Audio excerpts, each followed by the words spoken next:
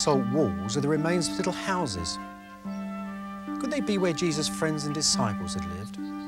Where he miraculously cured a paralyzed man? Take up your bed and go to your own house, he says in the Gospels. As the fathers dug through this village, they were rolling back 2,000 years of time. When they started working in this area here, well, they really couldn't have believed their luck, I expect, because they came across something very unusual for such a simple site. They came across these huge octagonal walls, one inside the other. Now, from the pottery, they knew that these were 4th or 5th century. And from the shape of the walls themselves, they knew they'd come across the foundations of an early church. They carried on working, and in the middle of that, was now under that tin roof over there, they found a yet earlier church. It was about 100 years earlier, they thought, and the walls had been very beautifully plastered. And although the plaster was a bit rotten, there were still hundreds of inscriptions on it, and these could all be read. And in amongst the names there were the names of Jesus Christ and the names of Peter himself. They must have felt that they were slowly coming down on the very house of St. Peter himself.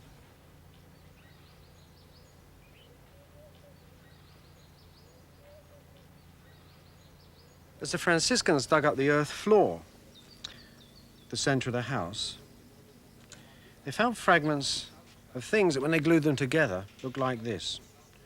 It's a little pottery lamp, and the interesting thing about it is that, unlike all other ancient pottery lamps, it's been made on a potter's wheel. Look, you can see that lovely round shape, spinning little shape there where it's spun on the wheel, and the little bit where the wick comes out, we can still see on this one, it's got soot on it, is stuck on afterwards. Now, these lamps were only made in a very special time. They were made, really, in the time of King Herod. And when Jerusalem was destroyed in 70 AD, they absolutely stopped. So these lamps are almost contemporary with Jesus Christ himself. They didn't find much else in the house. There was absolutely no domestic pottery. Even though this had been a kitchen or a family room, there was no domestic pottery. It was a couple of fish hooks. Were they the fish hooks of St. Peter? Who knows? The walls were perfectly plastered, which was unique in the whole house, and they'd been plastered and painted many, many times. And that was unique in the whole village. Now, they had found a house of the right period, and they'd found special care and attention and special cleanliness inside the room. But could it be the house of St. Peter? Well, the friars had no doubt. They actually entitled their archaeological publication, The House of St. Peter.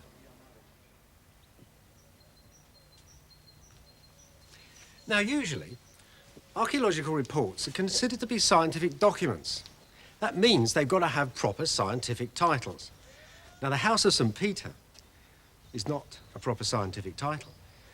The archaeologists, the good friars, have found nothing in that house at all, which actually could prove that Peter had lived there at that time.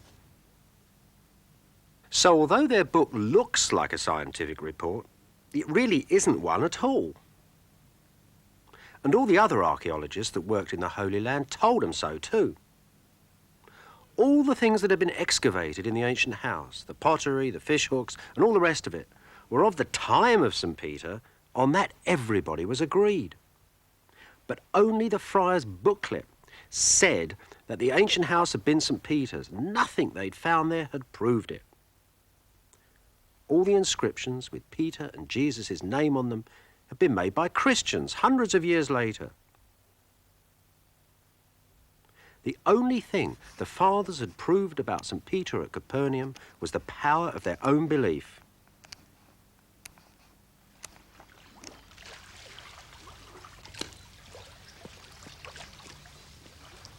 You know, the story of Jesus in Capernaum, the way history and the Gospels seem to move closer and closer together, and suddenly at the last moment seem to pull apart. Well, you can repeat that dozens of times with other Gospel stories. It's almost deliberate. It's almost as if the writers of the Gospels refuse to connect history and their faith together, as if they wouldn't degrade their faith in the Lord with mere historical fact.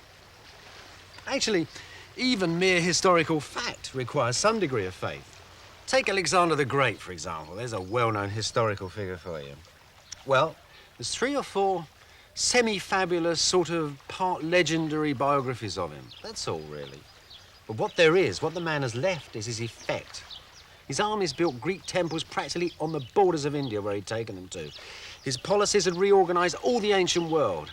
That's why, at the end of the day, we know that he lived, that he was a real man. And that, too, I suggest, is why we can say that Jesus was a real man and lived. It's the effect of him that counts. The fact that shortly after his death, there was churches everywhere, that gospels were being written. That's how we know that there must have been some energy at the centre of all that.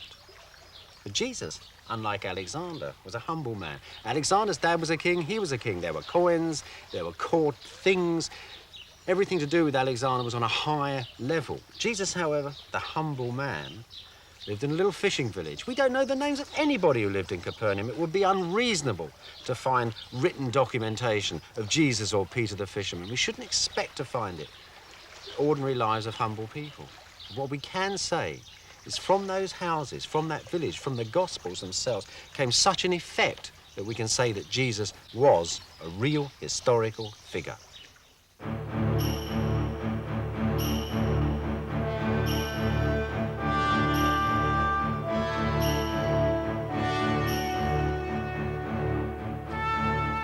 If we say that Jesus really lived, then at last we can begin to fit him into the history of his own times. And you do it like this. There are about 360 stories in the Gospels. Let's see how they fit into real historical first century Palestine. Ancient Palestine, where the Jews were governed by the Romans. What would have happened, for example, if a real guy had turned up in the Temple of Jerusalem in Jesus' time and had a punch-up with the money changers? What would people have thought about the idea of a God being your father? Our Father, which art in heaven, Jesus says. Would it have made him popular? Would it have got him arrested, or what? It's a great historical game fitting Jesus into history. It's been going on a long time, too.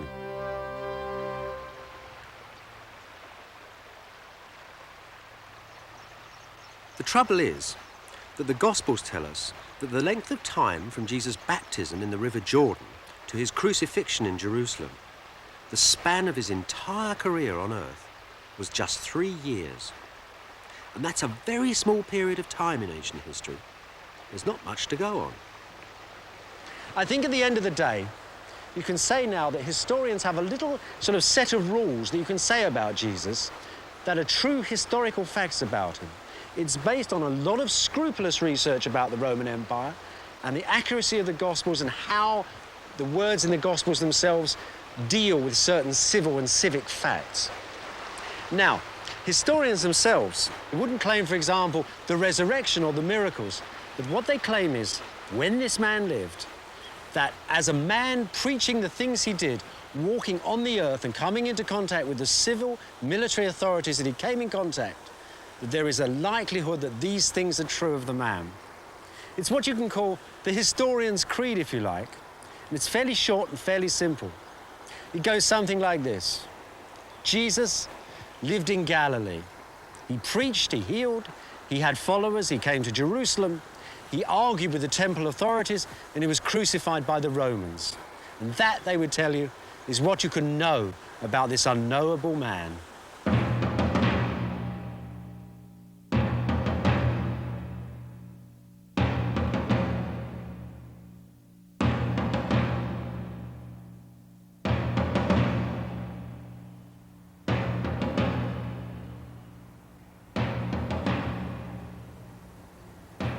Nowadays, a lot of historians think that Pilate's residence in Jerusalem, where civilians would have been brought for trial before the Romans, would have been the old palace of King Herod. And that's buried today here in the pretty Arab remains of the citadel. There you can still see the great massive walls of Herod's original palace. The same walls that every Jew brought for trial here would have seen in the days of Pontius Pilate.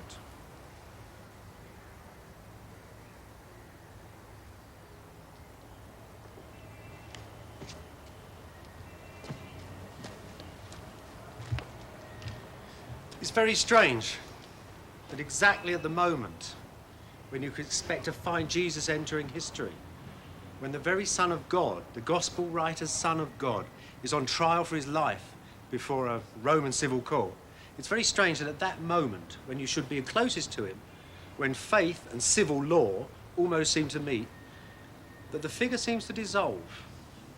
I suppose that could be not only because the way the actual trial is reported in the Gospels is very enigmatic and strange, but also because the people of Jerusalem were divided up into so many different factions that each one would have had a different Jesus. Just think of some of the people around in Jerusalem. They were Jesus' own disciples. Now, he was to them the Messiah, sent to redeem the world. There were zealots, religious fundamentalists, and they were looking for a Messiah too, but a military one to kick the Romans out. Then there were the Jerusalem priests, who knew a lot about Jesus. He was a man who'd been preaching that you didn't need to go to their temple. You didn't need to offer in their temple to achieve redemption. He then was attacking their authority and their meal tickets. They'd have been very pleased to see him in trouble with the Romans.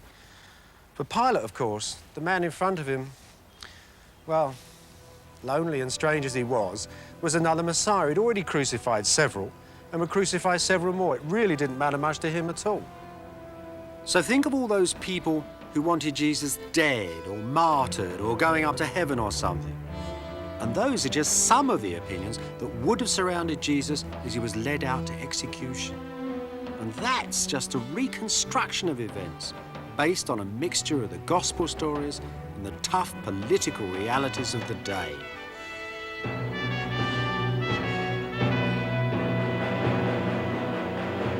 As he walked down this narrow lane that leads from Pilate's palace to the Rock of Calvary, Jesus would have been the focus of an enormous range of passions and opinions. The newspapers of the day could have given us very different points of view. The Gospels, of course, written later on by men who thought that Jesus was the Son of God. Where in all this is reality, is real history? Where can you find the truth?